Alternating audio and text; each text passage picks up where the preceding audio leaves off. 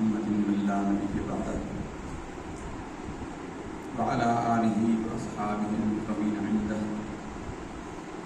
أما بعد فقد قال الله سبحانه وتعالى في القرآن المجيد والفرقان الحميد أعوذ بالله من الشيطان الرجيم بسم الله الرحمن الرحيم وإذا حييتم بتحية فحيوا بأحسن منها أو ردوها إن الله كان على كل شيء رقيبا صدق الله العظيم إن الله وملائكته يصلون على النبي يا أيها الذين آمنوا صلوا عليه وسلموا تسليما اللهم صل على سيدنا ومولانا وحبيبنا وشفيعنا محمد وعلى آل سيدنا ومولانا وحبيبنا وشفيعنا محمد بعدد كل ذرة مئة ألف ألف وبارك وسلم وصل على جميع إخوانه من النبيين والصالحين مولاي صل وسلم دائما أبدا على حبيبك خير الخلق كلهم والحبيب الذي ترجى شفاعته لكل هول من الأحوال والتحميل. اللہ تعالیٰ کی حمد و ثنا اور اس کے حبیب صلی اللہ علیہ وسلم کی بارگاہ میں تصدیق ہدیہ الکرام بعد. برادر محترم پیر طریقت جناب صوفی محمد بن نسیم صاحب دعوت برکاتہ العالیہ، معزز اور محترم سامعین، حاضرین اور عزیزان، انسان اور حیوان میں جو بنیادی فرق ہے وہ آداب کا ہے. آداب کہتے ہیں طرز زندگی کو، زندگی گزارنے کے طریقے اور اسلوب. انسان اور حیوان میں جو بنیادی فرق ہے وہ یہی ہے. عربی میں اس کو اخلاق بھی کہتے ہیں اور آداب بھی کہتے ہیں. ہمارے ہاں اردو میں اخلاق کہتے ہیں بول چال میں اچھا لہجہ اختیار کرنا، اچھے طریقے سے بات چیت کرنا، اسے اخلاق کہتے ہیں. لیکن عربی میں اخلاق کا معنی زندگی گزارنے کے طریقے ہیں. کھانا پینا، سونا جاگنا، اٹھنا بیٹھنا، لیٹنا کلام کرنا، کاروبار کرنا، معیشت، تجارت، اقتصادیات، سارے معاملات اخلاق میں ہیں. جب ہی ایک صحابی نے جب ام المومنین سیدتنا عائشہ صدیقہ طیبہ طاہرہ رضی اللہ تعالی عنہا سے پوچھا کہ ہمیں رسول اللہ صلی اللہ علیہ وسلم کی حیات طیبہ کے بارے میں بیان فرمائیے کہ آپ کے طریقے کیسے تھے. تو انہوں نے فرمایا کہ کیا تم قرآن نہیں پڑھتا؟ اور پھر فرمایا کہ کان خلقہ القرآن، رسول اللہ صلی اللہ علیہ وسلم کے اخلاق قرآن ہی تھے. یعنی قرآن مجید کو اگر چلتا پھرتا دیکھنا ہو تو رسول اللہ صلی اللہ علیہ وسلم کی ذات مقدسہ کو دیکھنا ہو، اور اگر سرکار دو عالم صلی اللہ علیہ وسلم کی سیرت طیبہ کو لکھا ہوا دیکھا جائے تو قرآن مجید کو دیکھنا ہو. اب تمام انسانوں میں آپ دیکھیں فرق کیا ہے. جانور وہیں پیشاب کرتا ہے، وہیں آپ اسے چارہ ڈال دیں وہ کھا لے گا. وہیں میمنیاں اور گوبر کرے گا، وہیں پہ آپ اس کی مرضی کا چارہ ڈال دیں وہ کھا لے گا. جانوروں کے اندر رشتوں کا احترام نہیں ہوتا. اسی ماں سے پیدا ہونے والا بچہ بعد میں اسے جفتی کر رہا ہوتا ہے. بہن بھائیوں کا حرمت کا تقاضا نہیں ہوتا. یہ اللہ تعالیٰ نے انسانوں کو حلال اور حرام کی تمیز اور شعور عطا فرمایا ہے.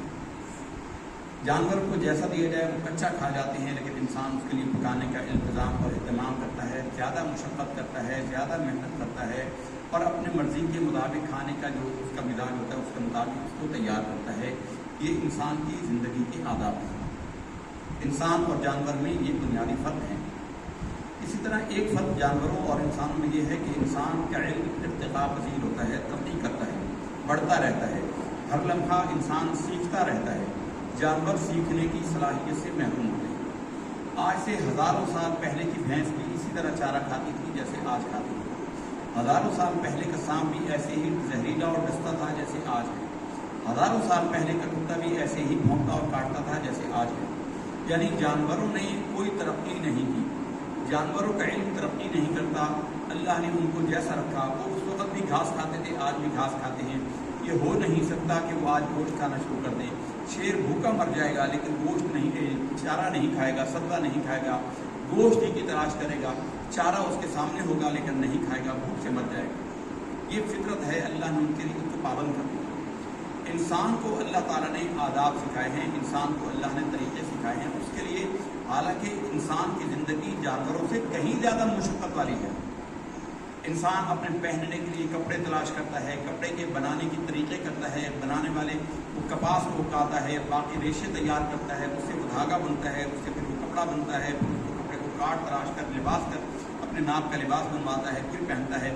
جانور ان ساری جھنجھٹوں سے بے نیاز ہے۔ اسی طرح جانور کو چارہ آپ کاٹ کے ڈال دے کر آپ نے باندھا ہوا ورنہ اس کو کھلا چھوڑ دیں، وہ کھا لے گا، جان سے بھی کھائے گا۔ شکار کرنے والوں کو اللہ تعالیٰ شکار دے دیتا ہے، گوشت کھانے والوں کو گوشت دے دیتا ہے۔ انسان کو اپنے لیے ساری محنت خود کرنا پڑتی ہے، اس لیے کہ انسان بہت نازک ہے اور انسان کو اللہ تعالیٰ نے بہت زیادہ پیار کے ساتھ، بڑی محبت کے ساتھ پیدا کیا۔ تمام کائنات کا جو مخدوم ہے، یعنی ہر وہ انسان ہے اور خادم ساری کائنات ہے۔ وَسَخَّرَ لَكُم مَّا فِي السَّمَاوَاتِ وَمَا فِي الْأَرْضِ جَمِيعًا مِّنْهُ، ہم نے تمہارے لیے مسخر کر دیا زمینوں آسمانوں میں جو کچھ ہے وہ تمہارے اندر رکھ دیا۔ بہرحال ایک لمبا موضوع ہے، ہم کوشش کریں گے کہ اسی پر آئندہ گفتگو کرتے رہیں گے۔ تو انسان کو آداب سکھائے گے۔ انسان واحد جاندار ہے جو اپنے رزق کو اپنے منہ تک لے کے جاتا ہے، باقی جانور اپنے منہ کو اپنے چارے تک لے کے جاتے ہیں۔ باقی تمام جاندار جو کھانے کے لیے اپنے منہ کو کھانے تک لے کے جاتے ہیں، انسان ایسا مخدوم ہے کہ غذا بھی وہ اپنے ہاتھوں سے اپنے منہ تک لے کے جاتا ہے، منہ کھانے میں نہیں ڈالتا۔ انسان کو اللہ تعالیٰ نے بہت ساری چیزیں سکھائی ہیں۔ تو انسانیت کیا ہے؟ وہ آداب ہے، اور انسانیت میں جو بہترین آداب ہیں وہ اسلام کے آداب ہیں، اور بہترین آداب ہیں جو رسول اللہ صلی اللہ علیہ وسلم نے ہمارے لیے نمونہ چھوڑے ہیں۔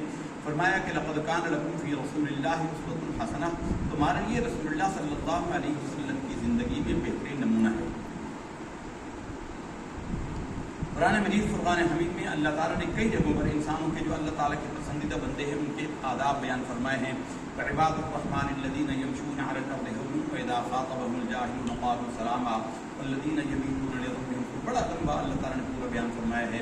وَلَقَدْ آتَيْنَا لُقْمَانَ الْحِكْمَةَ أَنِ اشْكُرْ لِلَّهِ وَمَن يَشْكُرْ فَإِنَّمَا يَشْكُرُ لِنَفْسِهِ وَمَن كَفَرَ فَإِنَّ رَبِّي غَنِيٌّ كَرِيمٌ۔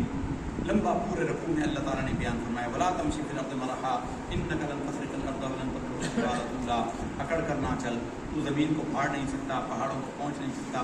ہمیں چلنے کے، پھرنے کے، بیٹھنے کے، ہم تو وہ خوش نصیب امت ہیں الحمدللہ تعالیٰ کہ ہمیں پیشاب کرنے کے، پخانہ کرنے کے، پخانے کو صاف کرنے کے طریقے بھی بتائے گئے۔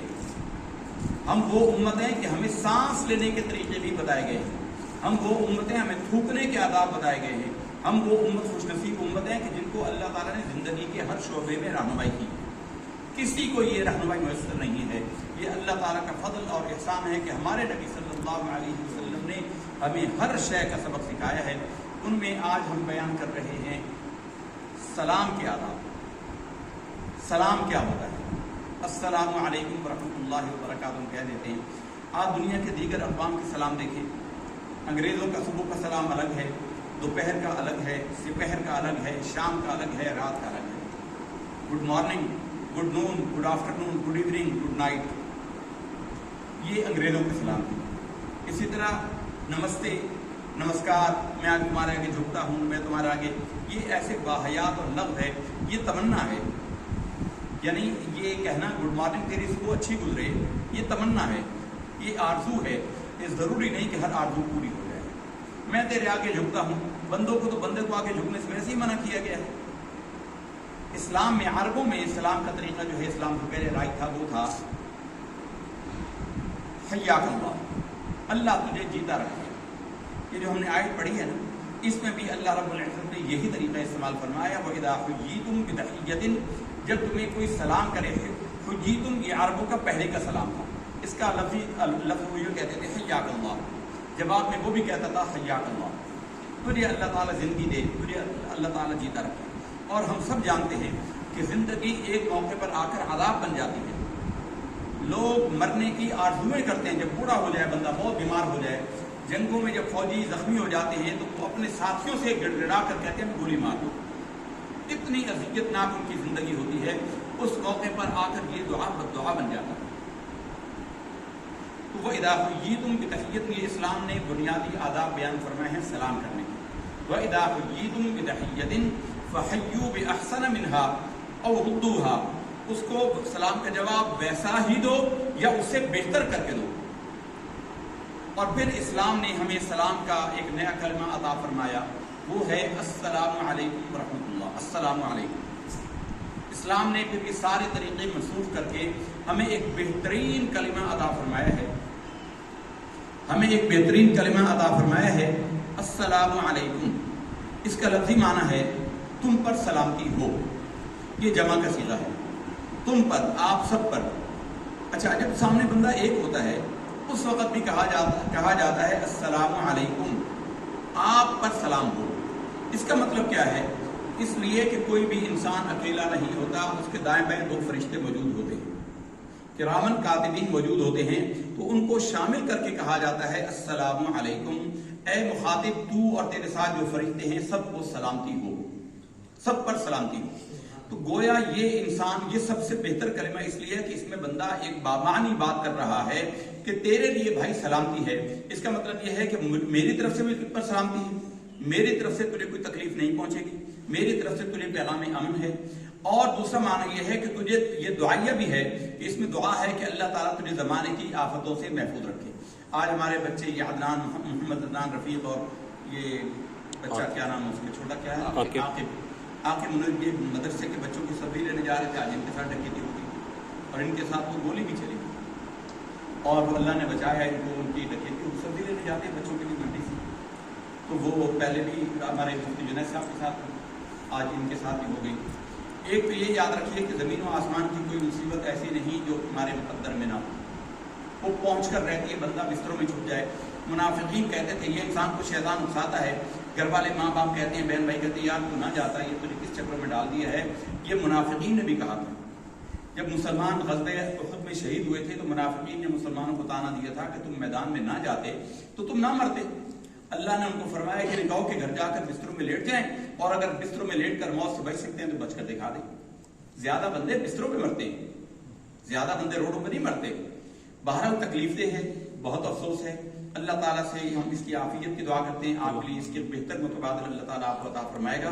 لیکن ایک تو یہ بات سارے سن لیں کہ جو سبزی منڈی یا جن کے ذمہ ہے وہ جب جاتے ہیں تو وہ سوراب روڈ کا مین رستہ اختیار کریں گے، عید ہو یا بقرعید ہو۔ عدنان صاحب کہہ رہے تھے کہ آج شاید انہوں نے یہ سمجھا کہ مال لینے، بکریاں لینے جا رہے ہیں، جانور لینے جا رہے ہیں تو پیسے بہت ہوں گے، ایسا ہو سکتا ہے۔ تو اس لیے آپ مین روڈ لیا کریں، سوراب روڈ سے آ کر شاید 1-2 کلومیٹر فالتو سفر بن جائے، لیکن کیونکہ ہم جب یہاں سے ہم نے ناپے ہوئے سارے رستے وہاں سے آتے ہوئے، ہم تو عرصے سے آ رہے ہیں، 12-15 سال ہو گئے، تو یہ جو ادھر سے ملین کینٹ کی طرف سے آتے ہیں ہمارے مدرسے تک آنے میں 4 سے 5 کلومیٹر یہ راستہ زیادہ پڑتا ہے، ادھر سے کم پڑتا ہے۔ لیکن یہ روڈ چونکہ صاف ہوتا ہے، بلا رکاوٹ آ جاتا ہے، لوگ لالچ کرتے ہیں، تو یہ اور سبزی منڈی ادھر سے 2 کلومیٹر پہلے ہے، تو لگا لیں کہ آپ 2 کلومیٹر آپ کا فاصلہ زیادہ پڑ جائے گا ادھر سے آنے میں۔ لیکن یہ بڑا راستہ ہے، ہمیں بزرگوں نے ہمارے محلے کے، ہم کو کوشش کرتے ہیں کوئی بڑا ہمیں کوئی نصیحت کرے اسے پلے سے باندھ لیتے ہیں۔ ہمارے محلے میں ہماری مسجد کے کونے میں سیف الرحمان صاحب رہتے ہیں، ان کے بزرگ رشتہ دار تھے، اور وہ پیر صاحب جمپول شریف کے بچوں کو پڑھایا کرتے تھے، صوفی تھے، بزرگ تھے، بابا ادریس ان کا نام ہمیں یاد ہے۔ وہ آتے رہتے تھے، کبھی ان کا انتقال ہو گیا، انہوں نے ہمیں 4 جملے سنائے تھے، ہم نے پلے سے باندھ لیا۔ ہم اپنے بچوں کو بھی نصیحت کرتے ہیں اور آج ان کے توسط سے آپ سب کو بھی بتا رہے ہیں۔ وہ کہتے تھے راسدی جو لوگ ہمیں دور ہوئے، وہ ہزارے کے تھے نا، وہ یہ کلمہ اس طرح بولتے تھے، راسدی جو لوگ ہمیں دور ہوئے، راستہ ہمیشہ سیدھا اختیار کرنا چاہیے، شارٹ کٹ اختیار نہیں کرنا چاہیے، اگرچہ دور ہو لیکن محفوظ ہے، سیدھا ہے، صاف ہے۔ راسدی جو لوگ ہمیں دور ہوئے، راسدی جو لوگ ہمیں دور ہوئے، دودھ پھٹے نہ پیو ہمیں نور ہوئے۔ دودھ خراب ہو جائے تو وہ نہ پینا چاہیے، چاہے وہ نور ہے، لیکن پینا نہیں چاہیے ورنہ وہ بیمار کر دے گا۔ رن چھٹن نہ کرو ہمیں حور ہوئے، تمہاری بیوی حوروں کی طرح پاکیزہ ہے، نیک ہے، اچھی ہے، اس کو کھلا نہ چھوڑ دو۔ گل بڑے نہیں منو ہمیں کوڑ ہوئے، بڑوں کی بات مانو، اگرچہ تمہیں جھوٹ نظر آ رہی ہے، تمہیں غلط نظر آ رہی ہے، لیکن بات بڑوں کی ماننی چاہیے۔ تو ایک تو یہ ہے، ان بچوں کو بھی حوصلہ رکھنا چاہیے۔ یہ کسی کے ہمارے اپنے بیٹے کے ساتھ ہوئے، جنید کے ساتھ، وہ بھی ڈر رہا تھا، ابھی عاقب صاحب بھی بازار کو ادھر جاتے ہوئے کھڑکیاں لینے، نعمان صاحب گئے ہیں، وہ بھی تو گئے ہیں، وہ بھی ہمارے بیٹے ہی ہیں، وہ کھڑکیاں لینے گئے ہیں، ساتھ خورشید کل بڑھ گیا، عاقب کا بہت ڈر گیا۔ یہ فطری بات ہے، وہ کہتا ہے میرا دل گھبرا رہا ہے، میرا دل نہیں کرتا۔ جنید صاحب بھی ڈر رہے تھے، جنید صاحب کو میں نے اس کے بعد پیسے دے کر بھیجا ان کے لیے، تو کہتا نہیں میں نہیں لے کے جاتا، بھائی کیا تھا جی، ہم نے کہا اللہ کی امان میں جائیں۔ ایک تو سلام میں پیغام سلامتی ہے، دعائیہ سلام دعا ہے، اے سامنے والے تم پر اللہ کی طرف سے سلامتی ہو، ایک تمنا کا اظہار ہے، ایک دعا ہے، ایک پھر اس میں بڑی بات یہ ہے کہ اس میں اللہ کا نام پہلے ہے، السلام اللہ کے ناموں میں سے ایک نام ہے السلام، اور آپ حکمت دیکھیے، السلام کے جواب میں کہا السلام علیکم کے جواب میں کہا جاتا ہے وعلیکم السلام، وعلیکم، اب پھر آخر میں السلام آیا۔ جملہ لفظی معنی ایک ہے، السلام علیکم اور وعلیکم السلام میں لفظی معنی کے اعتبار سے کوئی فرق نہیں ہے۔ اگر کوئی السلام علیکم کہے جواب میں بھی السلام علیکم ہی کہہ دے تو دونوں باتیں بالکل ٹھیک ہیں، لیکن جو طریقہ ہے وہ ہے کہنے والا کہے السلام علیکم اور سننے والا کہے وعلیکم السلام، ان پر بھی سلامتی ہو۔ اس میں حکمت یہ ہے کہ ہماری گفتگو کا آغاز بھی اللہ کے نام سے ہو اور اس کا اختتام بھی اللہ کے نام سے۔ السلام اللہ کا نام ہے، السلام علیکم ہم نے شروع کیا اللہ کے نام سے، وعلیکم السلام، اور تجھ پر بھی اللہ کا سلام، تجھ پر بھی اللہ تعالیٰ کی طرف سے سلام کی۔ سلام میں اللہ نے فرمایا کہ اگر کوئی تمہیں سلام کرے تو اس کو اس سے بہتر جواب دو یا کم سے کم ویسا لوٹاؤ۔ اس کا مطلب یہ ہے کہ اگر کوئی تمہیں سلام کہے السلام علیکم، جواب میں تم بہتر طریقہ یہ ہے کہ جواب میں کہو وعلیکم السلام ورحمۃ اللہ، اور اگر کوئی کہے السلام علیکم ورحمۃ اللہ تو تم جواب میں کہو وعلیکم السلام ورحمۃ اللہ وبرکاتہ، بڑھا دو، بہتر کر دو، کم سے کم برابر جواب دینا یہ واجب ہے۔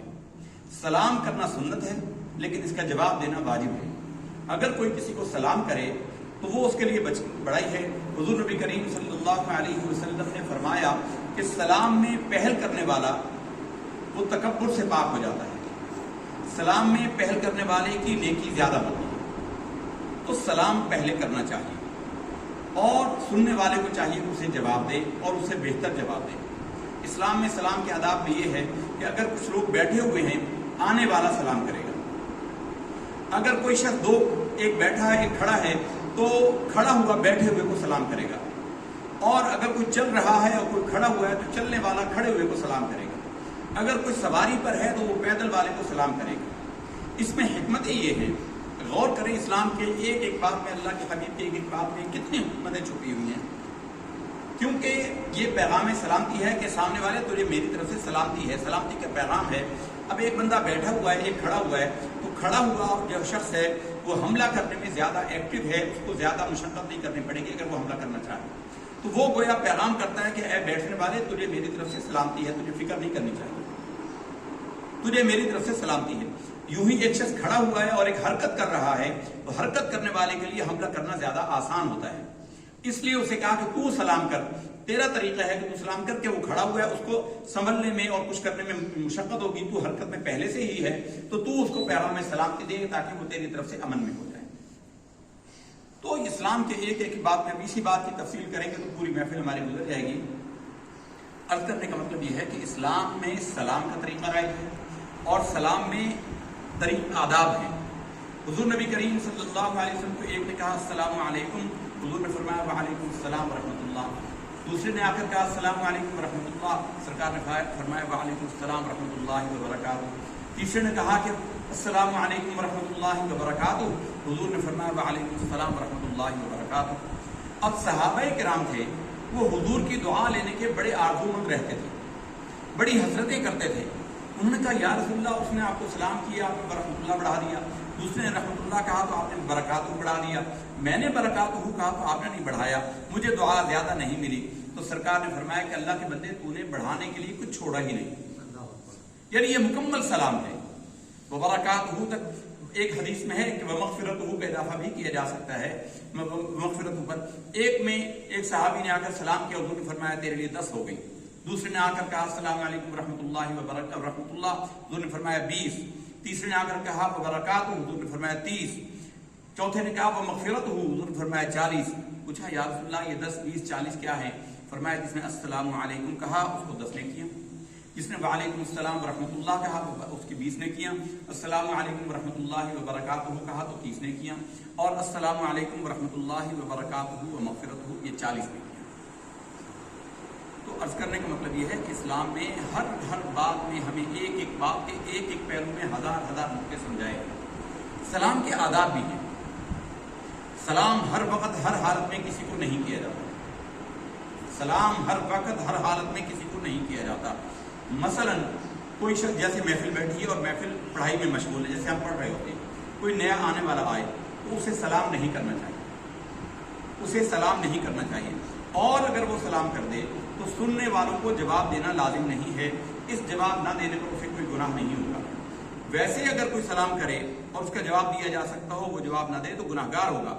لیکن پڑھائی میں مشغول ہے، اکیلا بیٹھا ہے، کوئی ورد وظیفہ کر رہا ہے، قرآن مجید کی تلاوت کر رہا ہے، نماز پڑھ رہا ہے، کوئی ذکر اذکار کر رہا ہے، تو آداب سلام میں ہے کہ اسے سلام نہیں کیا جائے گا، اسے سلام نہ کیا جائے۔ اور اگر سلام کیا گیا تو وہ جواب نہ دے، اس کو جواب نہ دینا جائز ہے، اس کو جواب نہ دینے پر کوئی گناہ نہیں ہے۔ کوئی شخص کھانا کھا رہا ہے، اس کو بھی سلام نہیں کرنا چاہیے، کھانا کھاتے ہوئے کو بھی سلام نہیں کرنا چاہیے، اور سلام کیا جائے اور وہ جواب نہ دے تو اسے بھی کوئی گناہ نہیں ہے۔ کوئی شخص پیشاب پخانے میں مشغول ہے، اسے بھی سلام نہیں کیا جاتا، اسے بھی سلام نہیں کیا جائے گا، اور اس کو سلام کرنا عبث ہے بلکہ مکروہ ہے۔ چوتھے، کوئی شخص گناہ کے کام میں مشغول ہے، مثلا شراب کی محفل سجی ہوئی ہے، لوڈو کی، چوسر کی، تاش کی، شطرنج کی، کوئی کھیل کی، گناہ کے کاموں میں مشغول ہیں، ایسے موقع پر بھی سلام نہیں کیا جاتا، ایسے موقع پر سلام کرنا بھی گناہ ہے، اس لیے کہ کہنے والا یہ کہتا ہے کہ تیرے اس طریقے پر سلامتی ہو، جو وہ کام کر رہا ہے گناہ کے کام، اس کو سلامتی کی دعا دے رہا ہے، وہ تو بڑا غلط کام کر رہا ہے، تو اس پر سلامتی کا مطلب ہوتا ہے کسی نعمت کا ہمیشہ رہنا، گویا تو اس کو یہ کہہ رہا ہے کہ تو ہمیشہ اسی نعمت میں مبتلا رہے۔ گناہ کے کام میں مشغول ہو، اسے بھی سلام نہیں کرتے، نماز پڑھے سلام نہیں کرتے، دعا میں مشغول ہو سلام نہیں کرتے، ورد وظیفے میں مشغول ہو سے سلام نہیں کرتے، اور ان صورتوں میں جب سلام کرنا منع ہو اور کوئی بے نادانی میں سلام کر دے تو اسے جواب نہیں دیا جائے گا۔ یوں ہی کوئی سویا ہوا ہو تو اس کو بھی سلام نہیں کیا جائے گا، اور اگر کوئی شخص جانچنے کے لیے کرے کہ پتہ نہیں یہ سو رہا ہے، جاگ رہا ہے، میں سلام کر لوں، تو اس نے اگر سن لیا تو پھر وہ جواب دے گا۔ آہستہ آواز میں کرنا چاہیے، لیکن اس میں منع نہیں، گناہ نہیں ہے، لیکن آہستہ آواز میں کہے کہ اس کی نیند میں خلل نہ ہو۔ سوئے ہوئے بندے کے پاس قرآن بھی اونچی آواز سے پڑھنا منع ہے۔ نیند کا اتنا احترام ہے انسان کا، اللہ نے اتنا احترام اور اکرام فرمایا ہے کہ نہ اس کے پاس قرآن بھی اونچی آواز سے نہیں پڑھا جائے گا، تو ہلکے سے اسے سلام کر دیا جائے، اور ایسی صورت میں وہ اگر جواب دے دے تو پھر آگے کلام چلے گا، ورنہ وہ اسے سویا ہوا تصور کر کے چھوڑ دیا جائے۔ یوں ہی جب گھر میں داخل ہوں، اپنا گھر ہو یا کسی غیر کا گھر ہو، گھر میں داخل ہوں تو پہلے اجازت لیا جائے۔ ہمارے زمانے میں ڈور بیل ہیں، دروازے ہیں، بجائے جاتے ہیں۔ عربوں میں پہلے دروازے نہیں ہوتے تھے، شروع کے اسلام کے زمانے میں گھروں کے اندر دروازے نہیں ہوتے تھے، تو اللہ رب العزت نے ارشاد فرمایا کہ گھروں کے اندر داخل نہ ہو جب تک کہ اجازت نہ لے لو، حتی تستأنسوا، یہاں تک کہ تم اجازت لے لو، گھر کے اندر داخل نہ ہو۔ دروازے پر کھڑا ہو کر کوئی بھائی صاحب میں آنا چاہتا ہوں، گھر والا کہے کہ آ جاؤ، اب دروازہ بجانا اس کے قائم مقام ہے، دروازہ کھلا بھی ہو تو سامنے سے کھڑے ہو کر نہیں بجانا چاہیے، سائڈ پر ہو کر دروازہ بجایا جائے تاکہ پردہ ہٹے، یا گھر والی اور خاتون ہو کہ وہ جھانکے تو اس کا بے پردگی نہ ہو، سائڈ پر کھڑے ہو کے جاؤ۔ پھر جب گھر والے نے اجازت دے دی، رشتہ دار ہے، رشتہ داروں کے گھر میں جا سکتا ہے بندہ، ایسے صورت میں جب آپ گھر میں داخل ہوں تو پھر اتنی اجازت کافی نہیں ہے، آگے رب نے فرمایا حتی تستأنسوا وتسلموا علی اہلہا، اور گھر والوں کو سلام بھی کرو۔ اس میں حکمت یہ ہے، ابا جی بیٹھے ہیں، اس نے بیٹے نے کہا ابا میں آ جاؤں، یا بھائی نے کہا بھائی کے گھر میں کہ بھائی صاحب میں آ جاؤں، بھائی صاحب نے کہا آ جاؤ۔ اب بھائی صاحب نے تو اجازت دے دی، لیکن بھائی صاحب کے دوسرے کمرے میں ان کی جوان بیٹی ہے، ان کی بہو ہے، کوئی ہے، اسے تو پتہ نہیں کہ ابا نے کسی کو آنے کی اجازت دی، وہ اسی بے پردگی کی حالت میں باہر آ جائے، اس کا دوپٹہ ہٹا ہوا ہو، جسم سے کپڑے سے کہیں کو ہٹا ہوا ہو، اس کو تو پتہ نہیں کہ ابا نے اجازت دے دی ہے، لیکن آنے والا جب السلام علیکم اونچی آواز سے کہے گا تو گھر کے سب افراد سن لیں گے اور خواتین اپنے پردے کا انتظام کر لیں گے۔ یہ مختصر اور جامع ترین ہم نے آپ کے سامنے خلاصہ بیان کیا ہے آداب سلام اور جواب سلام میں۔ اسی طرح بزرگوں کو پورے ادب اور احترام کے ساتھ، پورے سیغے کے ساتھ سلام کرنا چاہیے۔ اللہ تعالیٰ ہم سب کو بزرگوں کا، بڑوں کا ادب و احترام کرنے کی توفیق دے۔ اسلام سراسر آداب کا نام ہے، جانوروں میں باپ اور بیٹے کا کوئی فرق نہیں ہوتا، انسانوں میں فرق ہوتا ہے۔ باپ کا احترام باپ کی رضا میں، رب کی رضا ہے، باپ کی رضا میں رب کی رضا ہے، تو بڑوں کا احترام، اسی طرح شیخ کا احترام، اسی طرح عالم دین کا احترام، اسی طرح پیر طریقت کا احترام، ایسے ہی استاذ کا احترام، اسی طرح حضور نے فرمایا ہر بڑے کا احترام۔ حضور نے فرمایا جس نے کسی کی سفید بالوں کا احترام کیا اس نے گویا اللہ کے جلیل ہونے کا اعتراف کیا۔ حضور نبی کریم صلی اللہ علیہ وسلم نے فرمایا کہ 3 بندوں کی توہین پکا منافق ہی کرتا ہے۔ 3 بندے ایسے ہیں جن کی توہین کرنے والا پکا منافق ہوتا ہے۔ ایک ایسا حکمران جو اپنی رعایا کا خیر خواہ ہو، ایک ایسا حکمران جو اپنی رعایا کا خیر خواہ ہو، اسلام عادل سلطان ہو، عدل کرنے والا، لوگوں پر رحم کرنے والا، اس کی توہین جو کرتا ہے وہ بھی منافق ہوتا ہے۔ فرمایا کہ جس نے اسلام میں اپنے بال سفید کیے ہوں، مسلمان ہو اور اس کے بعد اسلام کی حالت میں سفید ہو جائیں، اس کی توہین بھی سوائے منافق کے اور کوئی نہیں، اور عالم دین کی توہین کرنے والا بھی پکا ہی منافق۔ اس لیے عزیزان گرامی، یہ چونکہ تربیت کی محفل ہوتی ہے، اس میں ہم نے آداب اور طریقوں کے حوالے سے ہی گفتگو کرنا ہوتی ہے۔ اللہ تعالیٰ سے دعا ہے کہ جو اس کے دین کے کاموں میں ہمارے یہ بچے ہوتے ہیں، اے اللہ اگر یہ نہیں ہوں گے تو کون کرے گا؟ اے اللہ تم ہی ان کو ذریعہ بنایا ہے۔ رب کریم ان کی جان مال عزت و آبرو کی تو حفاظت فرما، ان کے گھروں میں برکت عطا فرما، ان کے نقصانات کی تلافی فرما، اور الہ العالمین جو یہ خدمت کر رہے ہیں اس کو تو قبول و مستجاب فرما، ہم سب کو اپنے دین کی خدمت کے لیے قبول و مقبول فرما۔ اللہم ربنا تقبل منا انک انت السمیع العلیم، سبحان ربک رب العزة عما یصفون، وسلام علی المرسلین، والحمد للہ۔